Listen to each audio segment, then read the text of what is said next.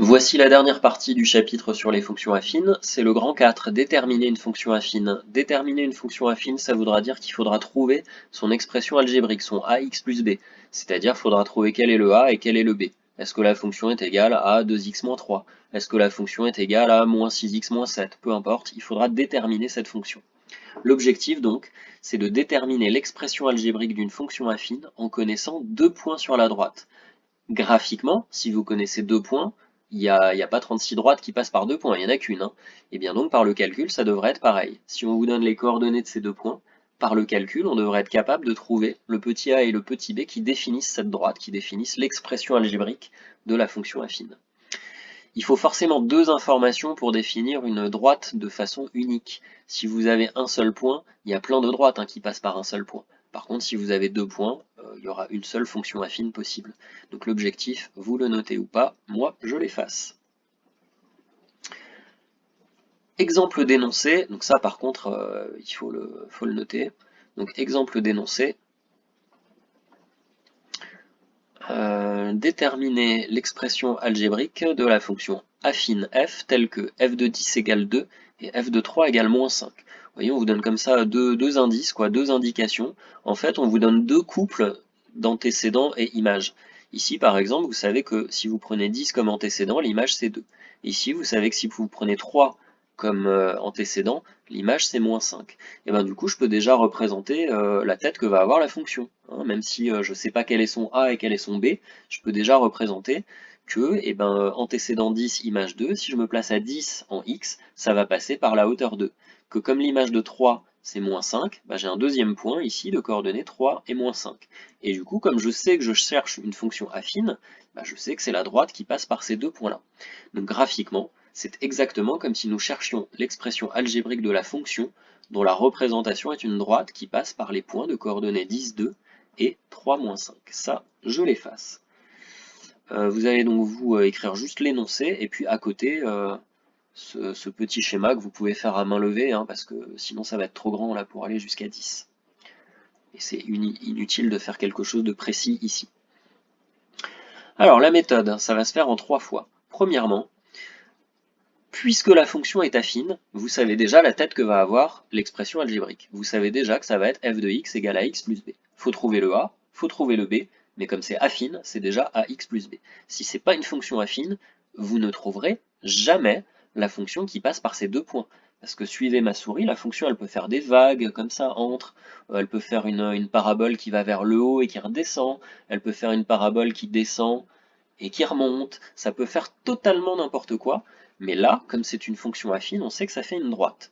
Donc on connaît son expression, ce sera ax plus b. Voilà. Deuxième étape, ça va être de trouver, décidément j'ai du mal, ça va être de trouver son coefficient directeur, c'est-à-dire le petit a. J'enlève ça. Donc déterminons d'abord le coefficient directeur A. Pour cela, souvenons-nous d'une formule qu'on avait vue dans le pénible grand 2 sur la proportionnalité des accroissements. On avait vu que l'accroissement rouge des images était égal à A fois l'accroissement bleu des antécédents. Et bien je vais diviser par cette parenthèse bleue là des deux côtés, et ça me donne une formule. Donc du côté là, si je divise par la parenthèse bleue, il n'y a plus que le A, et de l'autre côté, ça me fait le rouge divisé par le bleu. Donc j'ai bien le coefficient directeur A, il est égal à l'accroissement rouge là des images divisé par l'accroissement des antécédents. Et bien ça c'est une formule que vous devez retenir complètement par cœur. Je vous demande pas de retenir f de x2 moins f de x1 sur x2 moins x1, là, ça c'est pas la peine. Vous retenez par contre que c'est l'accroissement des images divisé par l'accroissement des antécédents.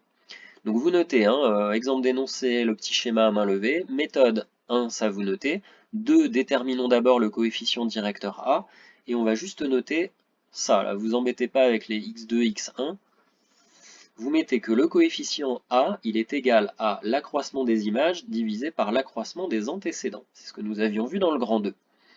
Et bien comment on va se servir de ça? Par exemple, pour nos deux points qu'on connaît là de coordonnées 10, 2 et 3, 5, qu'est-ce que c'est l'accroissement des images? Eh bien c'est la soustraction entre les deux images. Première image 2, deuxième image moins 5, on fait la soustraction 2 moins 5. En bas, qu'est-ce qu'on fait? On fait la soustraction des antécédents cette fois-ci.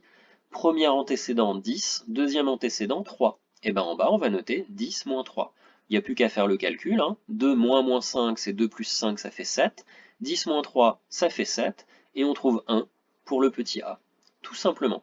Alors tout simplement, je dis ça pour moi, parce que ça va vite. Après vous trouvez peut-être ça compliqué, mais réfléchissez bien, on a juste fait la soustraction entre les deux images en haut et la soustraction entre les deux antécédents en bas. Vous avez vu, j'ai commencé à chaque fois en premier là, 2 et 10, j'ai mis l'image et l'antécédent du premier point là. Est-ce qu'on a le droit de mettre en premier le deuxième point? Bah oui, on a le droit. Donc voilà ce que ça donne. On peut utiliser les coordonnées en commençant par l'autre point. C'est-à-dire à la place de faire 2 moins 5, je peux faire moins 5 moins 2. Mais du coup, en bas, il ne faudra pas faire 10 moins 3, il faudra aussi faire celui-là moins celui-là, c'est-à-dire 3 moins 10. Bah, ça va juste changer les signes en haut et en bas. Et du coup, comme vous changez les deux signes, et que moins par moins, ça va aussi donner plus, en fait, peu importe par quel point vous commencez, ça va aussi donner la même chose. Donc c'est pas la peine de noter les deux calculs, vous en notez un des deux, ça suffit largement, celui que vous voulez. Comme d'hab, si vous voulez tout noter, vous notez tout, mais ce n'est pas la peine. Maintenant, qu'est-ce qu'on a trouvé? N'oubliez pas, la fonction c'est f de x égale ax plus b. On vient de calculer le a. Et ben on va remplacer a par la valeur qu'on a trouvée, c'est-à-dire 1. Du coup maintenant, on sait que f de x est égal à 1x plus b. Alors on n'est pas obligé d'écrire ce 1, hein. 1x, c'est x. Mais bon, histoire de bien montrer que c'est là que se met le résultat qu'on a trouvé par notre calcul, je le laisse quand même. Qu'est-ce qui reste finalement? Le but est de trouver l'expression algébrique, il nous reste à trouver la valeur du petit b qui est ici. Eh bien on va passer au troisièmement. Troisièmement, déterminons enfin l'ordonnée à l'origine petit b. Alors, comment on va faire ça? Pour cela, utilisons n'importe laquelle des deux informations. Les deux informations, c'était ça, là, hein, le point de coordonnées 10, 2 et le point de coordonnées 3, 5.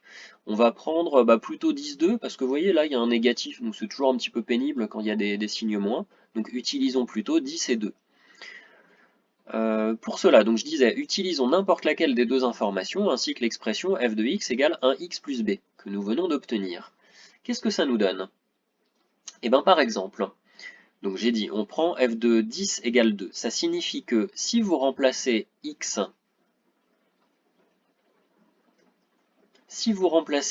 par 10, vous êtes censé trouver 2. Eh bien ça va nous donner une équation, ça. Allons-y. Décidément, j'ai du mal avec mes changements de page. Voilà. Donc, qu'est-ce que vous allez noter là? Ça, c'est pas la peine. On l'a écrit juste au-dessus. Même le par exemple, c'est pas la peine. Voilà, donc on va réutiliser le f de 10 égale 2. Donc ce que je disais, c'est que si on remplace x par 10, on doit obtenir 2 à la fin. L'expression pour l'instant, nous, c'est f de x égale 1x plus b, c'est tout ce qu'on sait. Si on remplace x par 10, ça veut dire que ce x-là, je vais le remplacer par 10, et ce x-là, je vais le remplacer par 10, eh bien c'est censé être égal à 2. Donc f de 10, qui est censé être égal à 2, je peux aussi le calculer en faisant 1 fois 10 plus b, que je ne connais pas encore. Donc 1 fois 10 plus b, ça doit nous donner quelque chose qui est égal à 2. Et bien ça, j'oublie maintenant le f de 10 là qui est devant. J'ai une équation ici avec une seule inconnue qui est le nombre b. Et je vais pouvoir la résoudre vraiment très facilement. Donc 1 fois 10, ça fait 10. 2 égale 10 plus b. Je veux le b tout seul, hein. Donc je vais faire moins 10 des deux côtés. Et donc b sera égal à 2 moins 10, c'est-à-dire moins 8. Et j'ai trouvé le moins 8. C'est pas tout à fait fini, puisque maintenant, il faut quand même donner la réponse. Donc maintenant que vous avez trouvé le petit b, on savait déjà que f de x était égal à 1x plus b, et bien ce petit b, on peut remplacer maintenant par moins 8. Et l'expression finale de la fonction, c'est donc f de x égale 1x moins 8, qu'on peut écrire bien évidemment x moins 8. Hein. Donc on a bien trouvé l'expression algébrique de la fonction, qui est égale donc à x moins 8 ou 1x moins 8, hein, vous écrivez ce que vous voulez. On peut faire une vérification en calculant. Vous pouvez vérifier que maintenant ça marche là pour le 10 et que ça donne bien 2, et que ça marche pour le 3 et que ça donne bien moins 5 en utilisant l'expression algébrique qu'on a trouvée ici. Et puis, deuxième chose, vous pouvez vérifier aussi graphiquement. Vous pouvez vérifier sur le petit schéma là qu'on avait fait au début. Alors bon, il était fait à main levée, hein, celui-là. Mais imaginez que vous le fassiez proprement sur, je sais pas, du papier millimétré ou juste sur une page avec des carreaux dans votre cahier de leçons. Eh ben, il faudrait vérifier que du coup, puisque le petit b est égal à -8, il faudrait vérifier que l'axe des ordonnées est coupé par la droite au niveau du -8. Et que comme on a trouvé a égale 1, il faudrait vérifier que, vous savez, le petit escalier là qu'on fait, il a comme dimension 1, 1, 1, 1, 1, 1, etc., etc. Donc cette vérification-là, c'est pas la peine de la noter, et du coup, bah, il est assez rapide hein, finalement, ce grand 4. Voilà, le chapitre est terminé.